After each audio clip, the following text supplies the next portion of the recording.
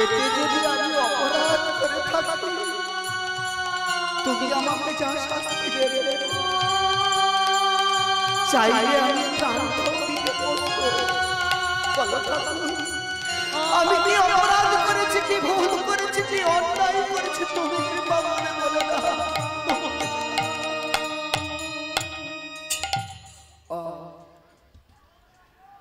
কুকুরের মুখে এমন মুখশ্রী বাণী শ্রবণ করি সখা কৃষ্ণকে অর্জুন বলছে,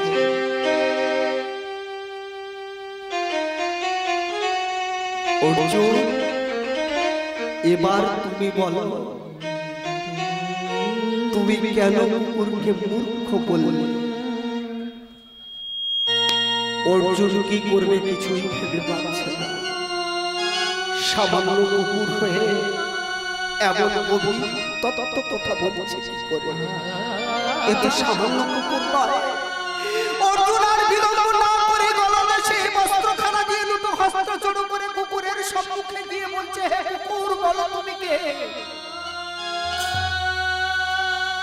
কুকুর বলছে, অর্জুন আমি সামান্য এক জীব, তুমি তো আমাকে দর্শন করছো, আমি কুকুর। অর্জুন যার রথের সারথি অনাদি রাধি গোবিন্দ যিনি ত্রিভুবনের মালিক তোমার পদতলে বসে রয়েছে, যার চরণ তলে গঙ্গার উৎপত্তি, তুমি ওই চরণে বিশ্বাস না করে তুমি ছুটে এসেছো পাবনি গঙ্গা।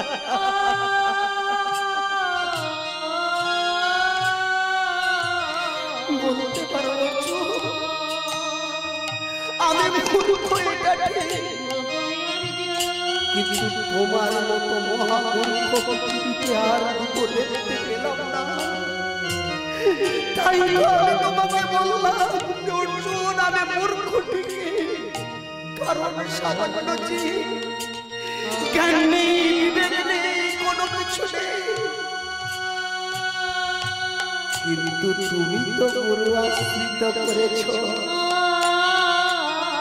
তুমি তো জ্ঞান লাভ করেছ, তুমি কেন ভুল করলে? অর্জুন আর বিলম্ব না করে কুকুরের দুটো চরণ জড়িয়ে ধরলে বলছে, কুকুর তুমি কুকুর হতে পারো না, বলো তুমি কি? তোমার স্বরূপ খানা দেখা। কুকুর আজ নিজের বেশ পরিত্যাগ করে নিজের স্বরূপ খানা দেখালেন, তিনি ছিলেন ধর্ম। অর্জুনের গঙ্গা স্নানটা শুধু ভগবান একা জানতে পারেন, ধর্ম জেনে গেছে। তাই অর্জুনের মনের ভ্রান্তি দূর করানোর লাগি কুকুরের বেশ ধরে তোমাদের সঙ্গে চলেছে। আর দেরি না করে মধুর কৃষ্ণ নাম গাহিতে গাহিতে আবার আমরা ফিরে যাই চলো দ্বারকাতে। পথ চলিতে আর বলিতে গাহ গাহ কৃষ্ণের নাম, মধুর নাম হরি নাম।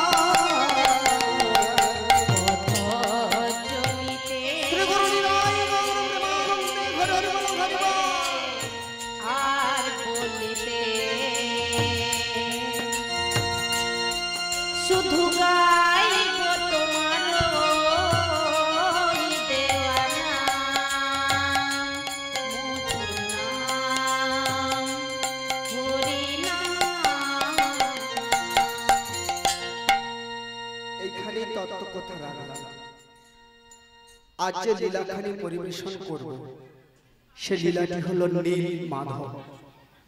কেমন আপনারা বৃন্দাবন করার জন্য ছোট্ট করে আজ মন্দির নির্মাণ করেছেন। এই মন্দিরের ভিত কত আজ আমি বলে যাব। নতুন করে এক মন্দির নির্মাণ করে যাব। আপনাদের মতো ভক্তরা সবাই মিলে সাজের বেলায় কৃষ্ণ নাম করে করতালি দিয়ে সেই মন্দিরে বিগ্রহের প্রাণ প্রতিষ্ঠা করবেন। লীলার নামটি হলো নীল মাধব। কবু বিশ্বাসে কবু নিঃশ্বাসে কবু সংকটে কবু সংসারে বিশ্বাসে প্রভু নিঃশ্বাসে প্রভু সংকটে প্রভু সংসারে আর গাহো গাহো কৃষ্ণের নাম, মধুর নাম, হরি নাম।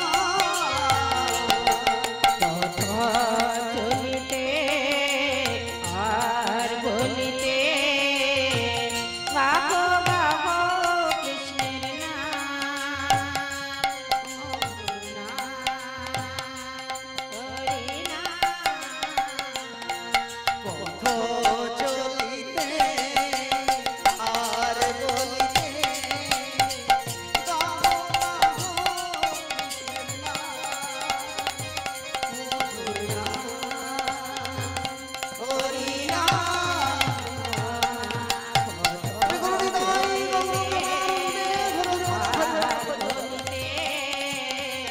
গাহো গাহো কৃষ্ণের নাম,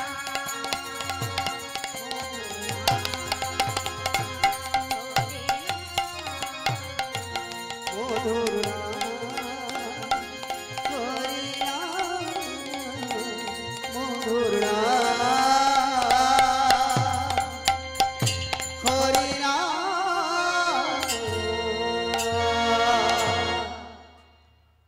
অবন্তী নগরের রাজা ছিলেন রাজা ইন্দ্রদূত। তিনি রাজা হলেও তিনি ছিলেন কৃষ্ণ ভক্ত। কৃষ্ণ ধ্যান, কৃষ্ণ জ্ঞান, কৃষ্ণ ছাড়া তিনি কিছুই জানতেন না। আজ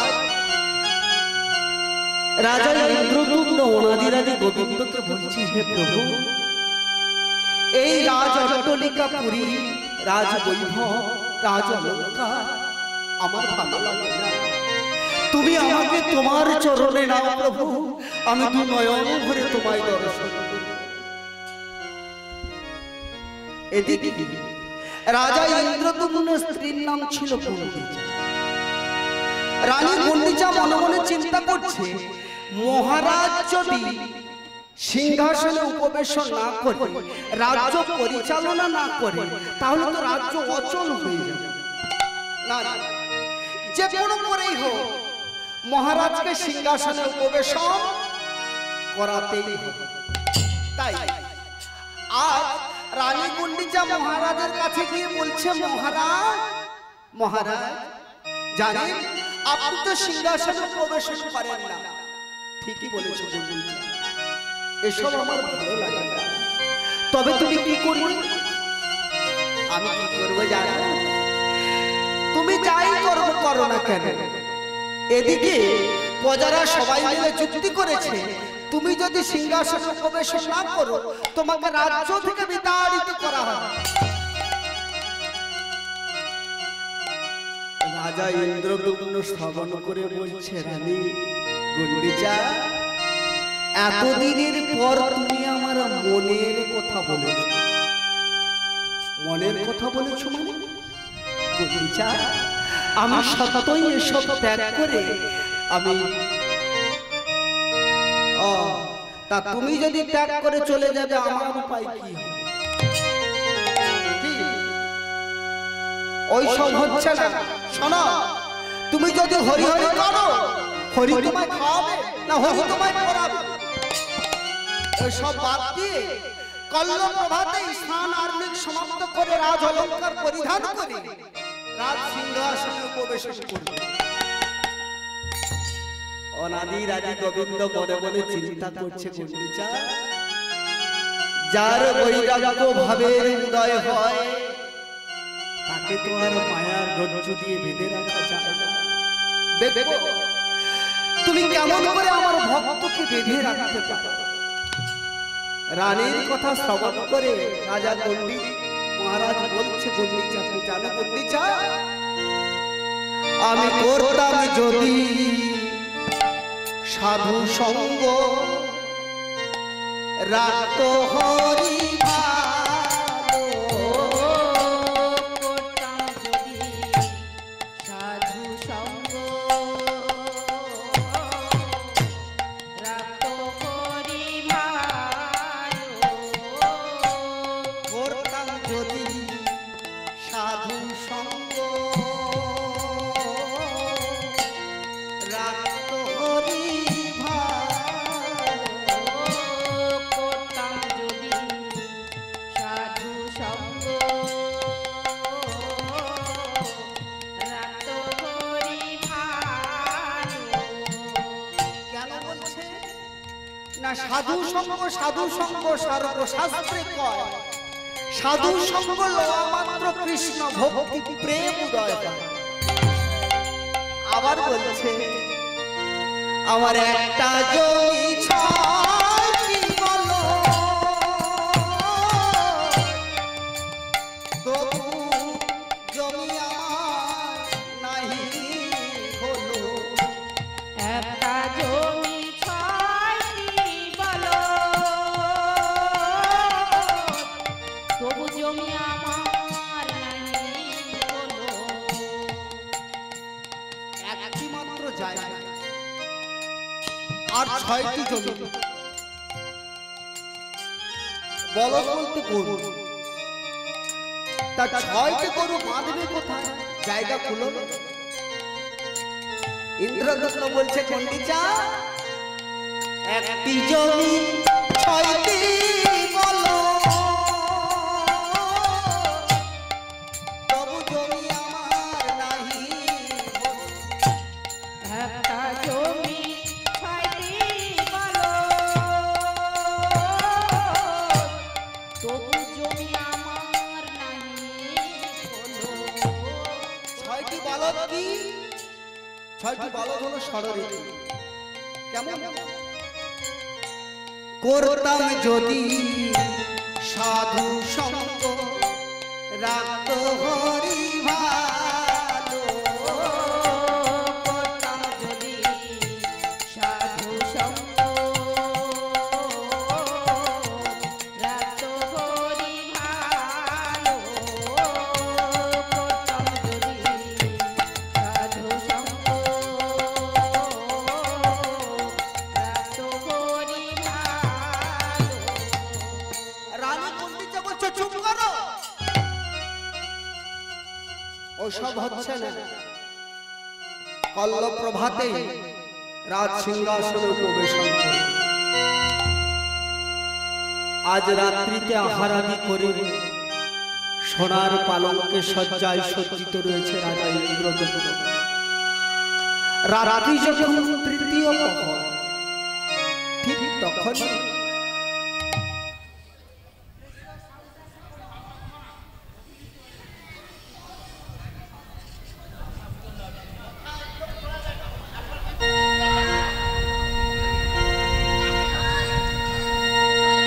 হরে কৃষ্ণ এটা ঠিক আছে শ্রী গুরু নিতাই গৌর প্রেমানন্দে হরে বল হরি। এমন সময় রাত্রি যখন তৃতীয় প্রহর অনাদি রাজা গোবিন্দ তিনি ছোট বালকের বেশ ধারণ করে রাজার সম্মুখে এসে উপস্থিত রাজা দর্শন করছে কি অপরূপ সুন্দর এক ছোট বালক কৃষ্ণ বর্ণের হাতে মধুর মুরলী রয়েছে এমন সময় বলছে ইন্দ্রদ্যুম্ন কে কে তুমি আমাকে তুমি চিনতে পারছো না আমি তোমার আরাধ্য দেবতা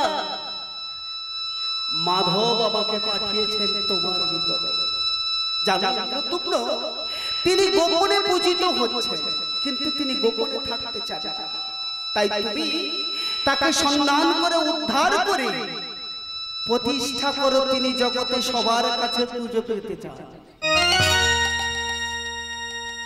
যেই না রাজাকে এমন কথা বললেন এমন সময় রাজা ভাবছে কিন্তু কোথায় রয়েছে আমি জিজ্ঞেস করে দেখি, পিছন ফিরে যেয়ে দেখি কি বালক আর নেই। নিশিত প্রভাত হল, স্নানার্ঘ্য করে রাজ অলঙ্কার পরিধান করে সূর্যকে প্রণাম করে সিংহাসনে যাওয়ার লাগি অপেক্ষায় রইল। ঠিক এমনই সময় এক প্রহরী এসে বলছে, মহারাজ, দ্বারে এক বালক এসেছে, তার মুখশ্রী বাণী পত্রের সম। কি বললে? সামান্য বালকের মুখশ্রী বাণী পত্রের সম। চল চল, আগে গিয়ে তাকে দর্শন